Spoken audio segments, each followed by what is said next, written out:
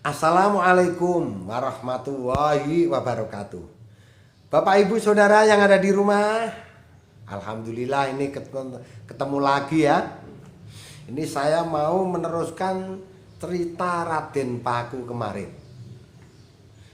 Ini menginjak mulai masalah pernikahan. Jadi zaman dulu itu ada seorang bangsawan dari Majapahit yang namanya Ki Ageng Supabungkul. Ki Ageng Supabungkul.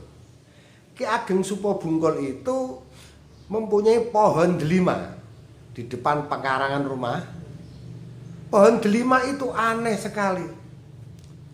Sering terjadi.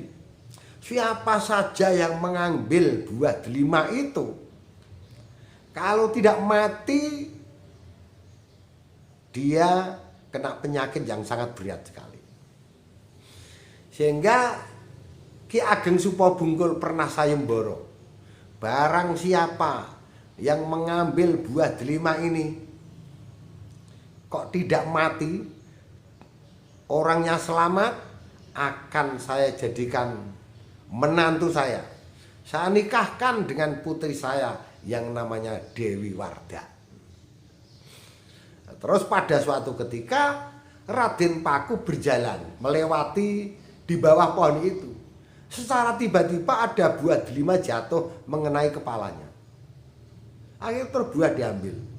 Ternyata Raden Paku selamat, tidak mati. Ki Ageng Supabungkul tahu, kaget. Loh, itu pemuda siapa ya?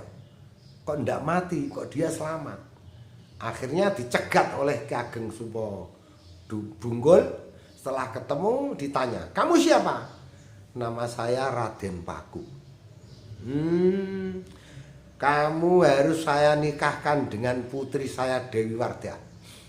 Karena saya sudah pernah sayembara, barang siapa mengambil buah delima itu dia mati, harus saya nikahkan dengan putri saya Dewi Wardah. Akhirnya Raden Paku bingung. Wah, ini gimana ini? Padahal Raden Paku itu sudah punya calon tersendiri, yaitu putrinya Sunan Ampel yang namanya Dewi Murtosia. Bingung Raden Paku. Akhirnya Sunan Ampel matur dan musyawarah. Sunan Ampel memberi pengarahan. Dah gini Raden Paku, ndak apa-apa, laksanakan.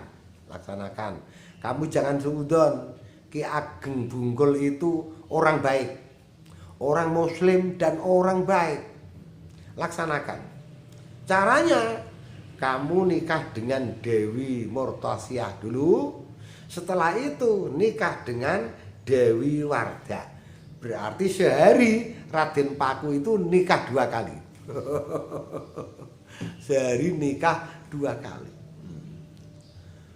Setelah berumah tangga, Raden Paku giat bekerja, berdagang, berlayar sambil menyebarkan agama Islam.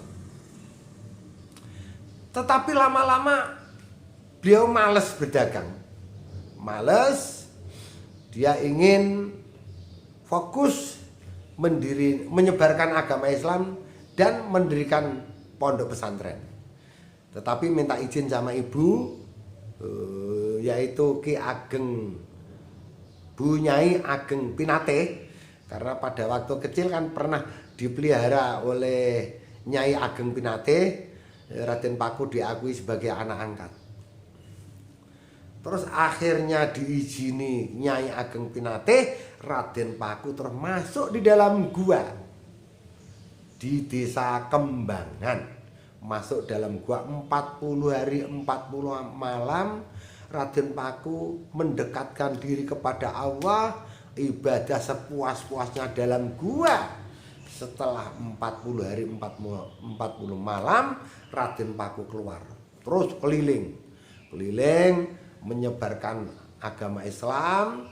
Dan beliau juga ingin mendirikan pondok pesantren sambil mencocokkan tanah yang dibawa. Karena pada waktu dia keluar dari ponpesnya Maulana SK, dulu kan pernah mondok di ponpesnya Maulana SK.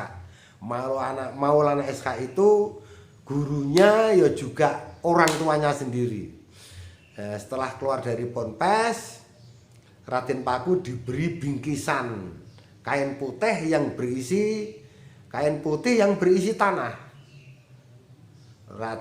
Maulana SK sambil dawi, kamu nanti kalau ketemu desa yang tanahnya seperti tanah yang aku berikan kepadamu ini, disitulah kamu mendirikan pondok pesantren. Akhirnya terus keliling terus, ketemu desa namanya Desa Sidomukti. Ternyata tanah desa itu seperti tanah yang dibawa Raden Paku. Akhirnya beliau mendirikan pondok pesantren di situ, yang terkenal pesantren Giri, karena Desa Sidomukti itu dataran tinggi atau gunung. Dalam bahasa Sanskerta, Giri itu artinya gunung. Maka Raden Paku terkenal Sunan Giri. Sekian yang saya sampaikan. Bila ada kekurangan, kesalahan, mohon maaf yang sebesar-besarnya. Insya Allah di lain kesempatan nanti bisa ketemu lagi. Ya, cukup sekian. Assalamualaikum warahmatullahi wabarakatuh.